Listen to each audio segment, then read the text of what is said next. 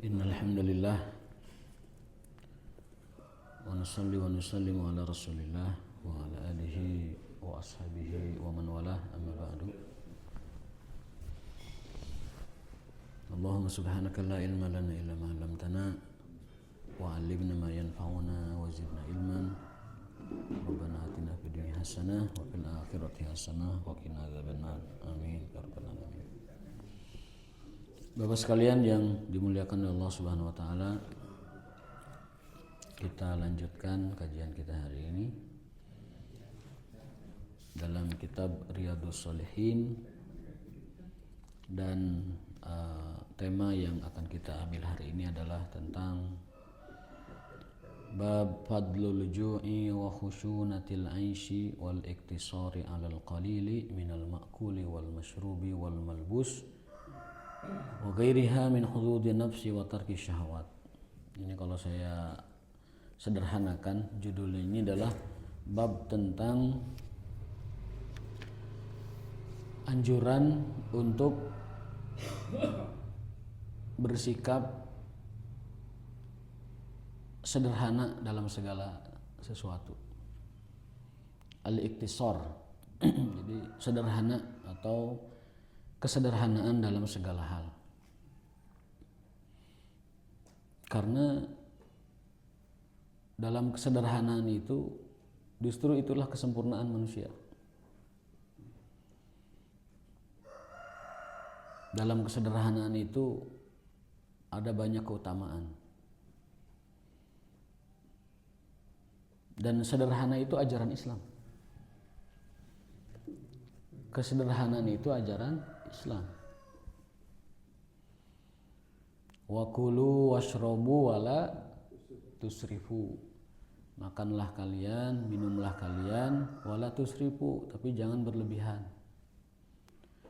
Itu walaupun khitabnya itu adalah kepada umat manusia dan hanya berkenaan dengan makan dan minum, tapi itu sebenarnya mewakili seluruh aktivitas, kegiatan atau konsumsi manusia. Karena kegiatan manusia itu dalam hal duniawi berporos pada dua itu, wakulu washrobu, makanlah, minumlah. Makan minum itu kan ada proses panjangnya, kerjanya berarti kan, mencarinya begitu kan, kemudian mengoperasikannya, menjaganya sampai memanfaatkannya, dan menggunakannya kata jama'. Itu artinya apa? Berkenaan dengan banyak orang. Wa kulu washrabu wala tusrifu. Nah, kenapa banyak terjadi, mungkin kita katakan anomali ya, atau perbedaan ya, antara apa yang dialami oleh umat-umat terdahulu, lebih dekat adalah kehidupan Rasulullah SAW dan sahabat, dengan kehidupan kita.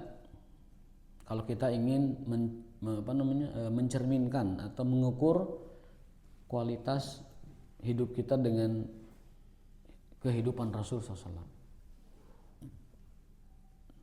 maka dalam kehidupan kita telah terjadi sikap yang berlebihan dalam segala hal. Kita telah kehilangan kesederhanaan dalam segala hal. Bukan hanya dalam aktivitas keduniaan, bahkan aktivitas keagamaan. Rasulullah SAW ketika melihat ada sahabat yang terus-terusan ibadah, hayu we ibadah, malam tahajud, lupa sama keluarga, dianggurkan keluarga nanti, lupa sama kesehatan, semalaman suntuk beribadah, siang harinya berpuasa, kemudian lama-lama berdiam di masjid, tidak pergi ke pasar mencari nafkah. Itu Rasulullah SAW melihat fenomena seperti itu bukannya senang, tetapi justru kebalikan. Dan beliau mengatakan inna alaika libadanika haqqan. Sesungguhnya badanmu punya hak yang wajib atasmu untuk menunaikannya. Artinya istirahat gitu. Wa inna alaika li'ainika haqqan. Dan sesungguhnya matamu punya hak yang harus wajib kau tunaikan. Di hadis lain beliau sallallahu alaihi wasallam juga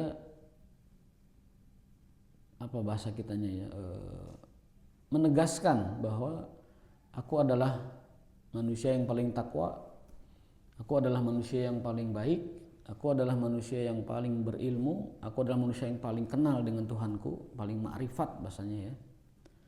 Tetapi kehidupanku biasa saja. Aku menikah, aku makan dan minum, aku berjalan-jalan di pasar, aku tidur, ya, dan lain sebagainya. Kenapa Rasulullah SAW dengan tegas mengatakan bahwasanya aku adalah orang yang paling dekat dengan Allah, yang paling takwa kepada Allah, yang paling takut kepada Allah, paling tahu tentang Allah. Tetapi aku juga tanda petik ya menikmati apa yang Allah berikan dalam fasilitas dunia. Itu supaya umatnya ngambil pelajaran bahwasanya kita tidak boleh melebihkan porsi tertentu dan mengabaikan hak-hak yang lain. Bahkan sebab turunnya ayat di dalam Al-Quran surat kalau tidak salah At-Tahrim ya, fattaqullaha mastata'tum, itu karena ada fenomena sahabat yang beribadah terus, habis-habisan dan lupa dengan hak keluarganya. Kalau tiap malam tahajud sepanjang malam, sepenuh malam itu kan yang kasihan keluarganya. Keluarga itu dalam hal ini adalah istrinya. Siangnya puasa, siapa yang dirugikan? Keluarganya juga. Maka turun ayat fattaqullaha mastata'tum. Bertakwalah kalian kepada Allah mastata'tum, semampu kalian. Artinya apa? Jangan memaksakan diri. Nah, kesederhanaan dalam segala hal itu adalah ajaran Islam. Sederhana dalam perkara-perkara duniawi dan sederhana dalam perkara-perkara ibadah.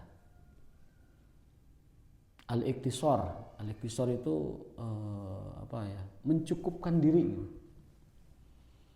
Meskipun nanti pada pembahasannya lebih banyak kepada al-iktisar ala al-arzak ya, mencukupkan diri atau bersifat qanaah, merasa cukup dengan pemberian-pemberian Allah.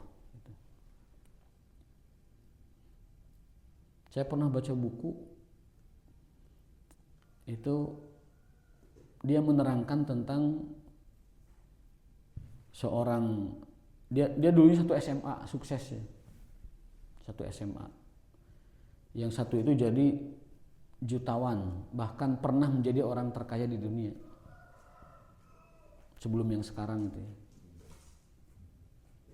Nah, kawannya ini satu SMA karena mereka biasa berkomunikasi dengan lepas dan bebas.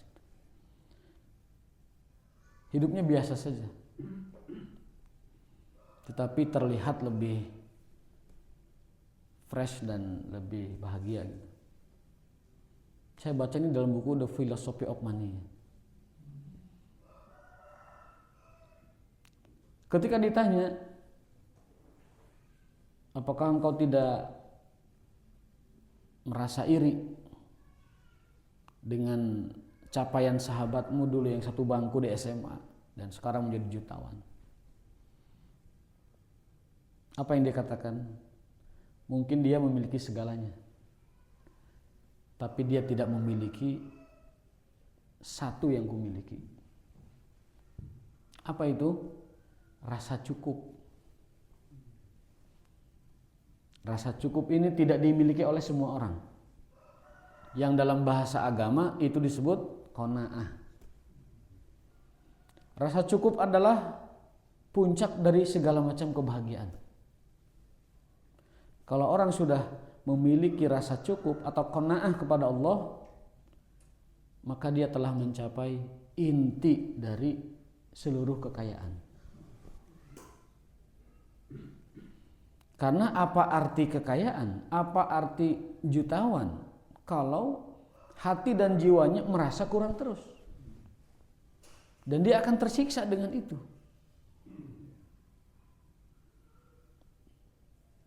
Nanti akan saya bacakan hadisnya, betapa beruntungnya manusia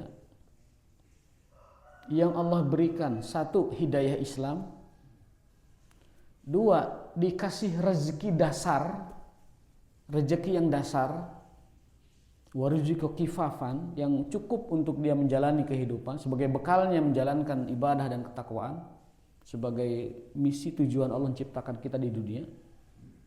Lalu wa qanna'ahullah, dan Allah berikan rasa qanaah, rasa cukup. Itu kata Nabi, manusia paling beruntung seperti itu. Allah kasih hidayah Islam, Allah kasih rezeki dasar, lalu Allah tanamkan pada dirinya rasa cukup. Itu adalah sebahagia-bahagia manusia.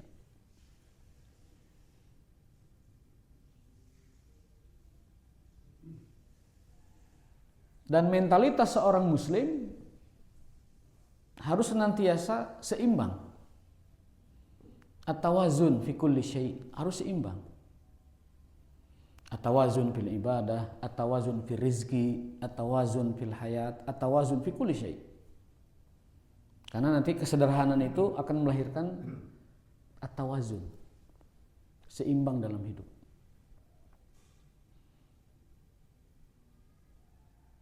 Dia memahami bahwa rizki itu ada dua macam. Rizkun katabahullah bila sa'yin, wa rizkun murtabitun bisa'yin. Rizki itu ada dua macam. Orang yang ahli qanaah itu memahami betul hal ini. Bukan qanaah pasif ya, yang saya sampaikan bukan qanaah pasif, tapi qanaah yang ujung pangkalnya itu nanti adalah syukur gitu. Bukan qanaah yang dah sakit kieu nabi mah tos we. Itu qanaah pasif. Islam tidak mendorong ke sana. Yang Islam ajarkan adalah qanaah yang aktif. Dia meyakini bahwa rizki itu ada dua, ada rizkun katabahullah bila sa'yin, rizki yang sudah Allah jatahkan kepada kita bahkan tanpa kita usaha. Rizki yang sudah Allah tetapkan untuk kita bahkan tanpa kita usaha. Contohnya apa? Rizki kesehatan, rizki kehidupan, rizki kesempurnaan fisik, rizki kesempurnaan akal, rizki kesempurnaan jiwa. Rizki makan minum itu sudah katabahullah, kutiba alaina, sudah ditetapkan oleh Allah. Bahkan tanpa kita minta, bahkan tanpa kita berdoa sekalipun, bahkan tanpa kita berusaha sekalipun, itu sudah Allah jatahkan. Dan yang kedua, rizkun murtabitun bisa'i au bil amal, yaitu rizki yang sangat berkaitan dan bersyarat adanya usaha kita.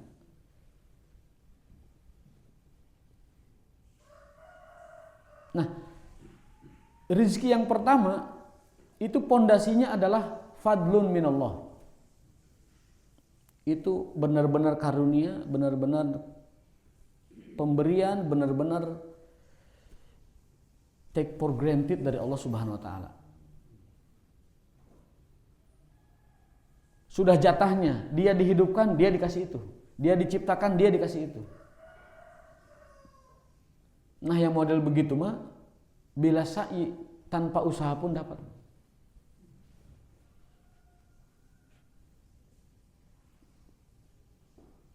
Nah, rezeki yang kedua murtabitun bisa'i, murtabitun bil amal, murtabitun bil kasab, yaitu rezeki yang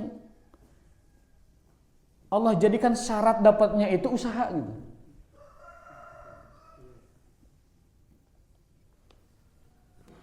ilmu, mungkin jabatan, mungkin kekayaan yang di luar rezeki dasar, mungkin juga dalam bentuk keluarga dan lain sebagainya. Itu kalau tidak diusahakan tidak akan dapat. Ya contohnya kalau tidak kawin gimana punya anak, gitulah sederhananya. Kalau tidak daftar gimana mau lulus kuliah? Kan kuliah zaman era yang penting daftar kayak lulus sorangan gitu. Daftar kayak lulus sorangan di urang mah gitu, di Indonesia mah gampang. Daftar kayak lulus sorangan. Jadi kebawa ku waktu lulus kayak gitu Pak. Bahkan aya pejabat mah nu teu kuliah-kuliah acan. Nah, adapun rezeki yang kedua, maka fondasinya atau sumbernya itu adalah adlun minallah, keadilan dari Allah. Allah adil, memberi siapa yang berusaha. Dan Allah menahan bagi yang tidak berusaha. Ada rizku fadlin, ada rizku adlin. Ada rizki yang sumbernya adalah karunia Allah, semua orang dapat sesuai dengan jatah kehidupannya dan tidak akan meninggal sampai dia selesai jatahnya itu.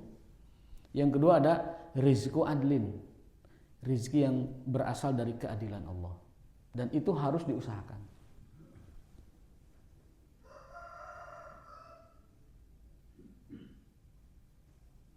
Nah, dalam menyikapi itu ada keseimbangan kedua, yaitu seimbang antara syukur dan juga harapan.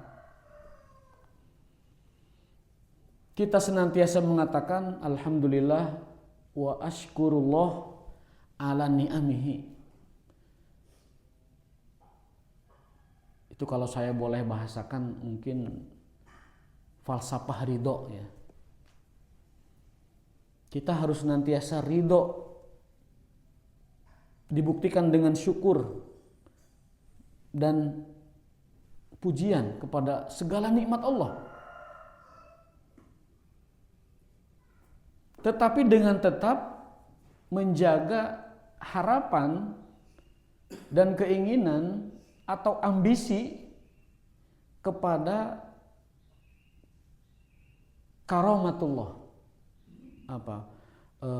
pemberian-pemberian Allah berikutnya gitu. Jadi kita tuh harus seimbang Pak, mensyukuri apa yang ada, tapi tetap punya visi, punya keinginan untuk mendapatkan yang belum ada.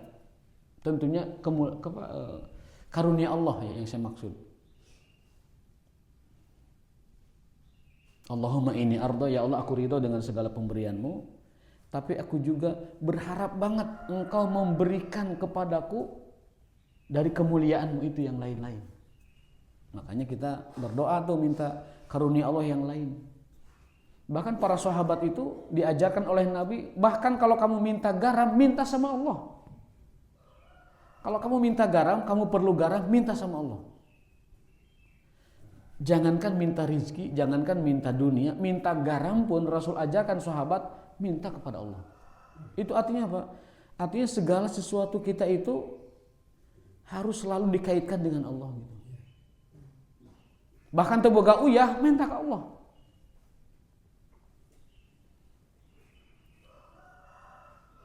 Apalagi teboga istri. Minta uyah diwarang ke Allah. Cek Nabi mun maneh butuh uyah minta ke Allah. Bahkan tali sepatu, bahasa hadisnya itu tali sendal. Tali sendal, tali kekang kuda, garam, kata Rasul minta sama Allah. Kemudian minta istri maksud saya itu gitu. Apalagi minta keturunan. Itu yang Rasul ajarkan. Selalu berharap, selalu ingin ditambahkan karunia-karunia Allah dalam kehidupan kita. Tetapi dengan tetap menjaga keridhaan dari yang sudah ada. Ridho dengan yang ada itu namanya qanaah, tetapi dengan tetap ada harapan besar bahkan yatma, bahkan mungkin kita bisa dalam tanda petik ambisi untuk memperoleh karunia-karunia Allah yang lain. Yang dibuktikan dengan apa bahasa orang sekarang itu ada mungkin perencanaan lah, ada visi lah, ada apa, harus ada. Karena kita disuruh untuk mempersiapkan hal yang akan datang, mempersiapkan hal yang belum terjadi hari ini itu sudah disiapkan. Tapi dengan tetap menjaga keridhaan yang sudah kita peroleh. Jadi kalau orang sekarang bertanya, gimana sih caranya mencari ridha Allah? Gampang. Mencari ridha Allah itu dalam hadis, innallaha la yarda, Allah benar-benar ridha, itu lam taukid ya. Lamnya lam taukid. Allah benar-benar ridha, Allah benar-benar rela, Allah benar-benar puas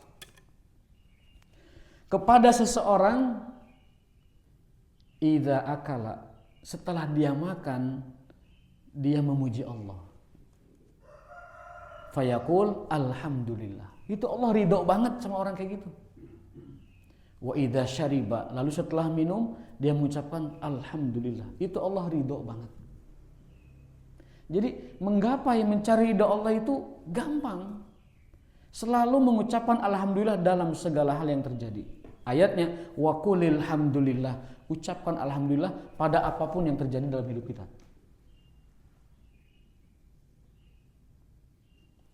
Seteguk air dingin, itu kan air dingin akan dihisap nanti kan dalam hadis itu.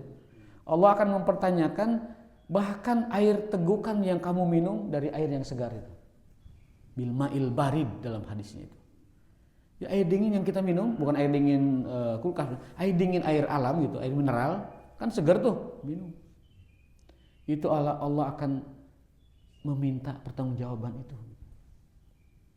Maka supaya Allah ridho dengan air yang kita minum, qulil hamdulillah, ucapkan alhamdulillah.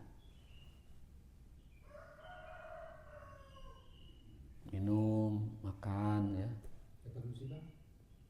Termasuk dapat musibah. Alhamdulillah ala kulli hal. Apapun yang terjadi alhamdulillah. Kalau dapat kebahagiaan alhamdulillah ala kulli halin wa ni'matin, tambah nikmat. Jadi saat kita ditimpa kemalangan atau kesulitan atau kekurangan, ucapannya adalah alhamdulillah ala kulli hal. Segala puji bagi Allah atas sesuatu, atas segala sesuatu. Pokoknya Allah mah terpuji apapun situasinya.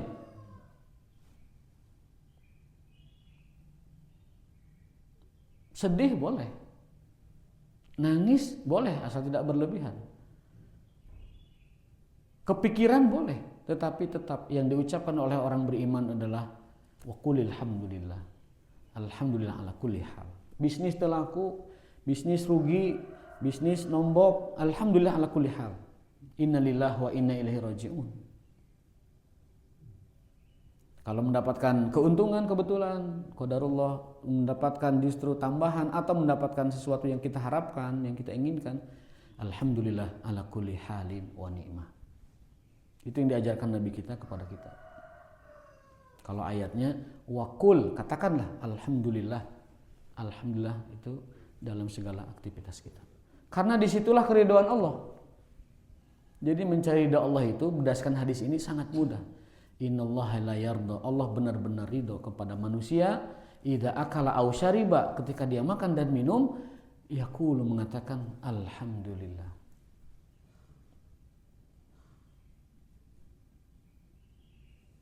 Bahkan kalau kita bandingkan antara doa sebelum dan doa sesudah, yang Allah sebutkan keridhaan itu adalah sesudah bahkan. Sesudah menikmati pemberian Allah dengan mengucapkan alhamdulillah, itu Allah ridho kepada kita. Kan dalam hidup itu kan yang kita cari itu keridhaan Allah. Maka hal yang bisa kita lakukan untuk menggapai keridhaan Allah yang kita cari-cari itu senantiasa mengucap alhamdulillah dalam segala sesuatu. Alhamdulillah. Tetapi tetap dengan menjaga harapan ke depan itu harus lebih baik. Karena itu ajaran Islam, alaikum bil fa'li. Kamu harus punya optimis dan harapan ke depan itu pasti lebih baik. rencanakan. Nah, kembali ke tema kita tentang qanaah, bahwasanya di dalam Islam qanaah yang dimaksud adalah qanaah yang aktif. Artinya ridho dengan apa yang Allah berikan kepada kita sekarang, dengan tetap memiliki harapan kepada Allah, kemurahannya diberikan kepada kita dalam segala hal yang diperlukan kehidupan dunia ini. Alhamdulillah wa ni'matin. Ala kulli halin wa ni'matin. Alhamdulillah ala kulli halin yang pertama, yang kedua alhamdulillah ala kulli halin wa ni'matin. Ayat 2. Hanya alhamdulillah kulli hal sama alhamdulillah kulli halin, bedanya apa? Bahasa Arab. Jadi halin itu kalau kita membaca lengkap. Kalau kita membaca dengan wasol itu pakai in dilengkap. Kalau membaca dengan waqaf membaca dengan mencukupkan sampai tidak dibaca harokatnya itu hal. Gitu. Jadi in itu bisa dibaca, bisa tidak dibaca. Tanwin itu kan. Tanwin itu kan kalau di akhir boleh dibaca, boleh tidak. Ya. Seperti al-islamu itu kan harusnya dibaca u-nya itu. Tapi karena kita membacanya waqaf bukan wasol, itu tidak perlu dibaca u, cukup al-Islam. Seperti alhamdulillahirabbil alamin. Itu kalau dibaca alamin itu alamina. Alhamdulillahirabbil alamina. Tapi kan tidak dibaca karena kita mewaqafkannya. Nah, jadi lin dengan al itu hanya cara baca, bukan cara baca, cara membaca yang diwakafkan. Jadi tidak ada beda antara halin dengan hal. Itu dalam bahasa Arab begitu cara bacanya. Seperti tabat yada abi lahabiu watab, itu aslinya watabba. Tapi kita wakafkan jadi watab. Ini juga sama, alhamdulillah ala kulli halin. Tapi karena kita tidak ingin membacanya in, dan itu boleh, kita cukup membacanya alhamdulillah ala kulli hal. Nah, itu sekedar membaca saja, tidak berkenaan dengan perbedaan, dan tidak ada berbeda sama sekali ya. Nah, hadisnya saya akan bacakan. Bismillahirrahmanirrahim. Ada 2 hadis yang menjelaskan hal ini. Yang pertama adalah An Ubaidillah bin Mihsan al-Ansari al-Hatami radhiyallahu anhu qala Rasulullah sallallahu alaihi wasallam, man asbaha minkum aminan fi sirbihi, barang siapa yang dalam harinya itu ya, aminan fi sirbihi, dia merasakan keamanan, dia menikmati nikmat keamanan, nikmatul amni, mu'afan fi jasadihi, dan diberikan nikmatus sihah, nikmat kesehatan, aman, sehat, indahu qutu yaumihi, punya bekal makan untuk hari itu saja.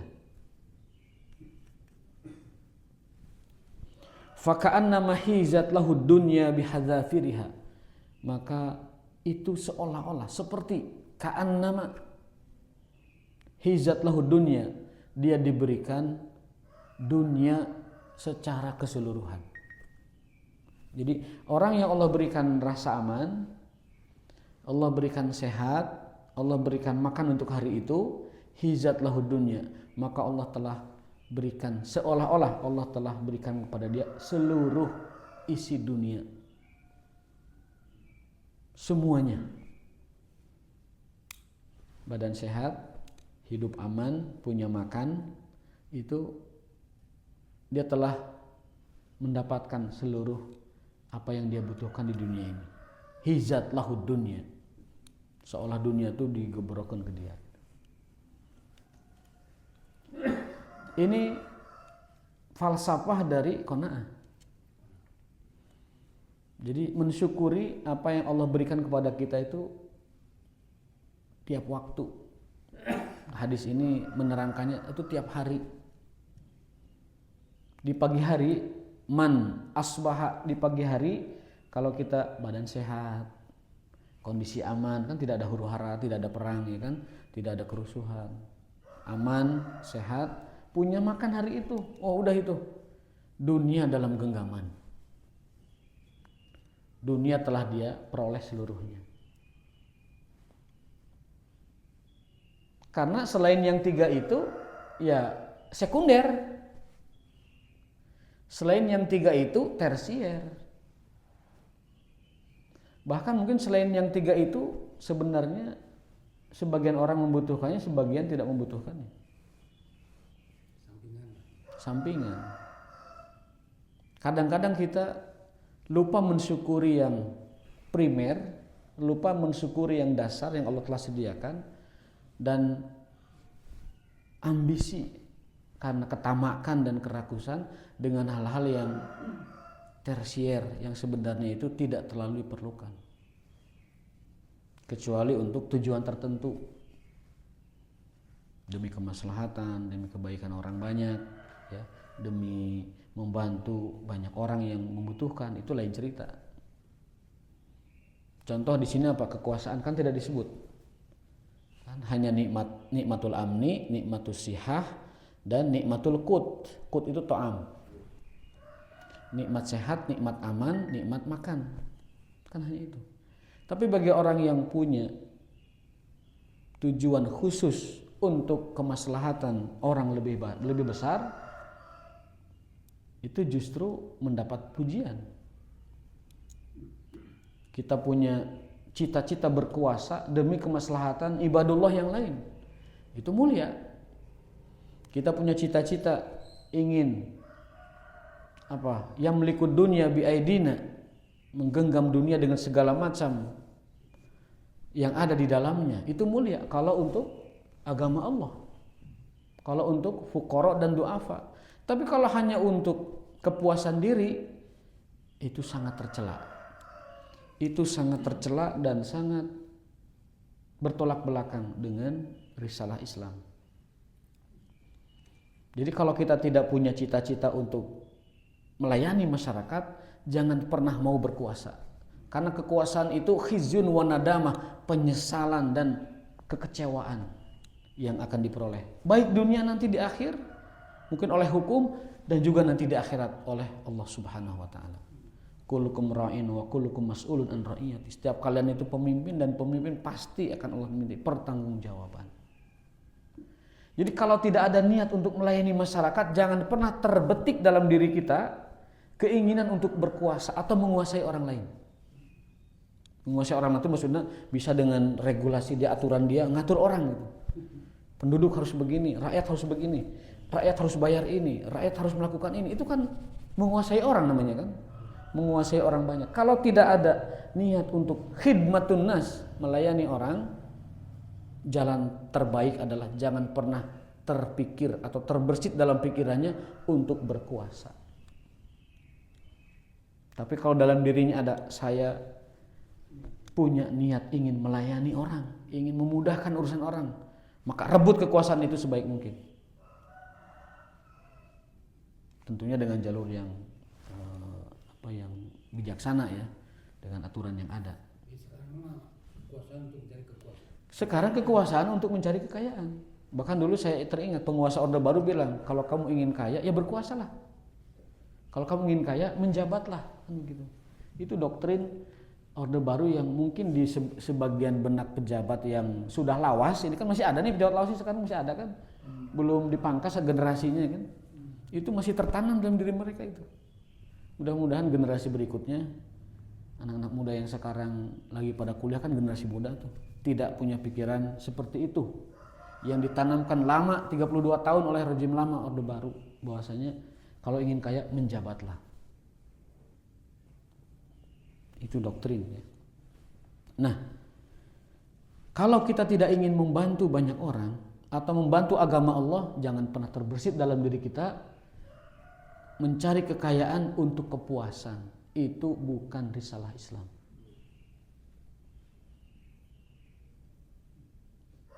kaya supaya poya-poya, kaya supaya main terus kemana, kaya supaya menikmati puas-puasan hidup di dunia. Jangan pernah terbersit ingin menjadi orang kaya.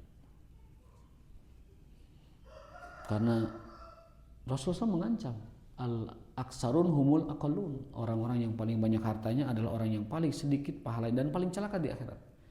Illa kadza wa kadza, kecuali yang tadi kayanya itu untuk berbagi. Sekali lagi Rasulullah bersabda dalam hadis riwayat Tirmizi, hadis sahih riwayat Tirmizi, sebagian ulama mengatakan hadis hasan, bahwasanya orang yang di pagi hari dia menyaksikan dirinya aman, dia sehat, dia punya makan, maka Allah telah memberikan kepada dia seluruh dunia dan isi-isinya. Hadis yang terakhir, ya, yang tadi saya sampaikan di awal, An Abdillah bin Amr bin As, ini putranya Amr bin As, radhiyallahu anhuma, anna Rasulullah sallallahu alaihi wasallam qala qad aflaha man aslama. Manusia paling beruntung, manusia paling sukses, manusia paling bahagia, paling hasil, man aslama, orang yang diberi hidayah Islam. Kita semua udah Islam alhamdulillah. Wa kana rizquhu kafafan, diberikan rezeki yang dasar, yang mencukupi. Kalau dasar terlalu sedikit, yang mencukupi lah. Kafaf, mencukupi. Kifayah itu kan mencukupi. Yakfi, yang mencukupi apa yang kita inginkan. Mun bahasa urang nama memang teu beunghar, tapi mun hayang nanaon teh aya gitu. Teu perlu beunghar, tapi kalau kita mau, Allah mudahkan itu maunya itu. Wa qanna'ahu Allah, lalu Allah tanamkan dalam dirinya itu qanaah. Itu adalah seaflah-aflahnya manusia, sefalah-falahnya manusia. Orang paling beruntung itu. Orang paling beruntung, kata Nabi SAW, yang diberi hidayah Islam, aslama. Yang kedua diberi kifayah, kecukupan. Yang ketiga adalah diberi qanaah.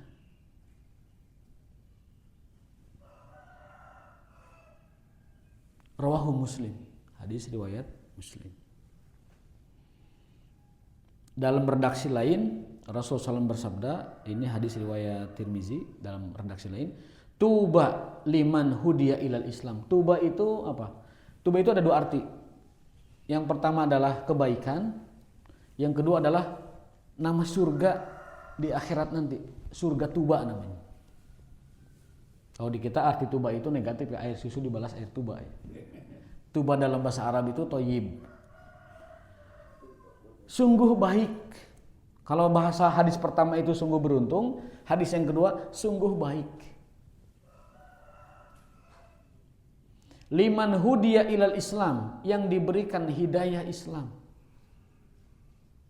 Nah, kita semua udah Islam. Wa kana aishuhu kafafan, ma'isyahnya itu kifayah. Apa ma'isyah kifayah itu? Hidupnya itu cukup untuk kita tidak perlu meminta ke manusia gitu. Wa qana'a, dan qanaah, punya sifat qanaah. Itu kalau bahasa hadis pertama adalah aflah, paling beruntung. Bahasa yang kedua hadis tuba, paling baik, ataupun nanti kelak di surga akan diberikan surga tuba. Maka jamaah sekalian, sebagai penutup, marilah sama-sama saya mengajak pada diri saya pribadi dan jamaah sekalian untuk senantiasa menjaga sifat qanaah, ridho kepada pemberian Allah, dan mengucapkan senantiasa dalam segala hal alhamdulillah. Manakala senang, alhamdulillah ala kulli halin wa ni'matin. Manakala tidak sedang senang, alhamdulillah ala kulli hal. Dan yang kedua adalah tetap punya semangat, punya harapan bahwa Allah dengan kemurahannya dan kebaikannya terus memberikan karunia-karunia dan pemberian-pemberiannya kepada kita.